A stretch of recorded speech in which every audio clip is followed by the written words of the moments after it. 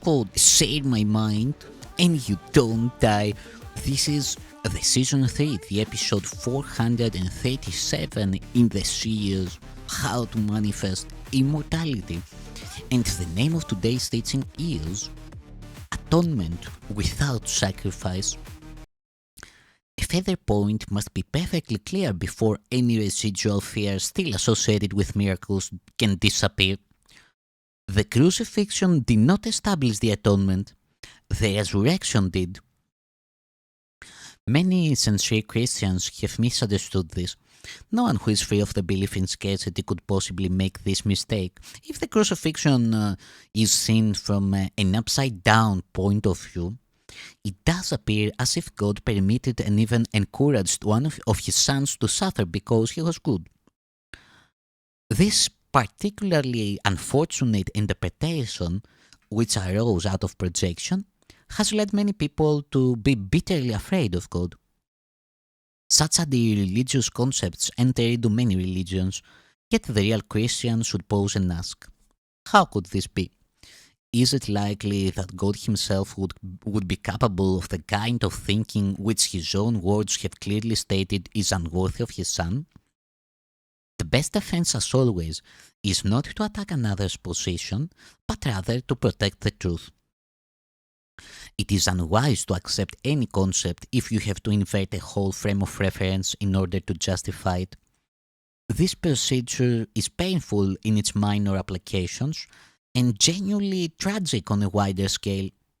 Persecution frequently results in an attempt to justify the terrible misperception that God himself persecuted his own son on behalf of salvation.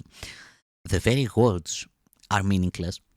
It has been particularly difficult to overcome this because although the error is no harder to correct than any other, many have been unwilling to give it up in view of its prominent value as a defense. In milder form, the parent says, "This hurts me more than it hurts you," and feels exonerated in beating a child. Can you believe our Father really thinks this way? It is so essential that all such thinking be dispelled that we must be sure that nothing of this kind remains in your mind.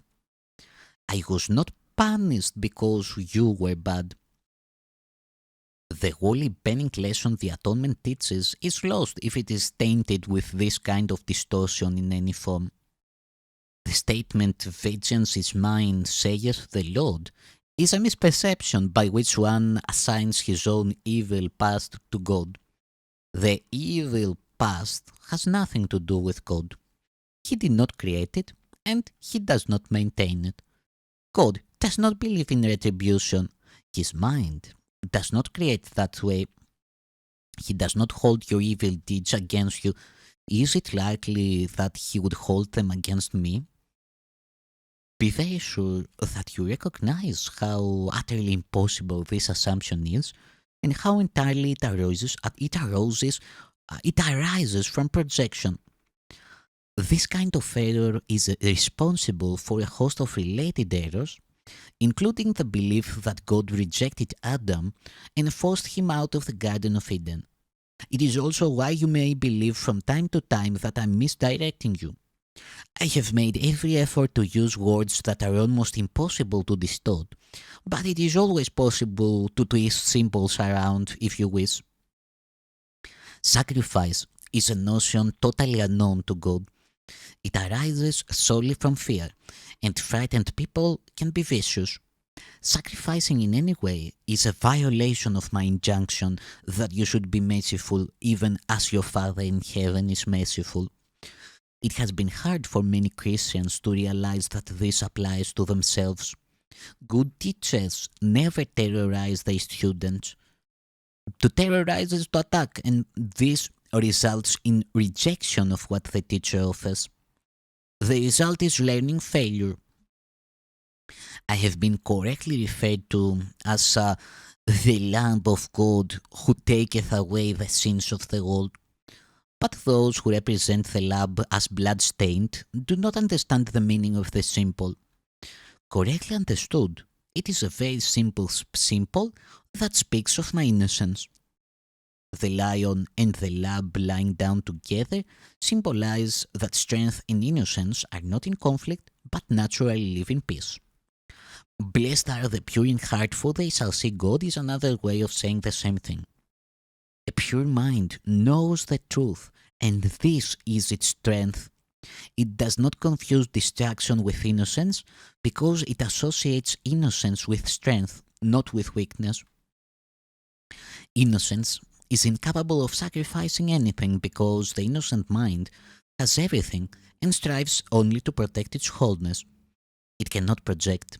It can only honor other minds because honor is the natural greeting of the truly loved to others who are like them.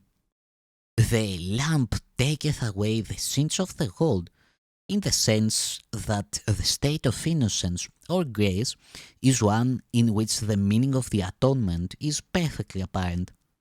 The atonement is entirely unambiguous. It is perfectly clear because it exists in light. Only the attempts to shroud it in darkness have made it inaccessible to those who do not choose to see. The atonement itself radiates nothing but truth. It therefore epitomizes harmlessness and sheds only blessing. It could not do this if it arose from anything but perfect innocence.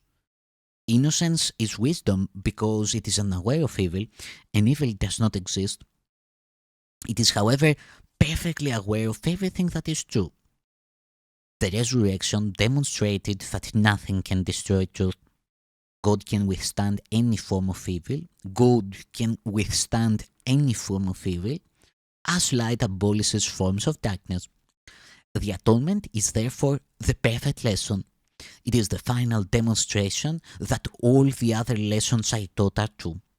If you can accept this one generalization now, there will be no need to learn from many smaller lessons.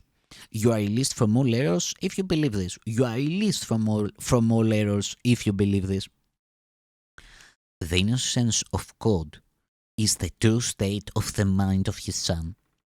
In this state, your mind knows God, for God is not symbolic, He is fact. Knowing His Son as He is, you realize that the atonement, not sacrifice, is the only appropriate gift for God's altar, where nothing except perfection belongs. The understanding of the innocent is truth. That is why the altars are truly radiant.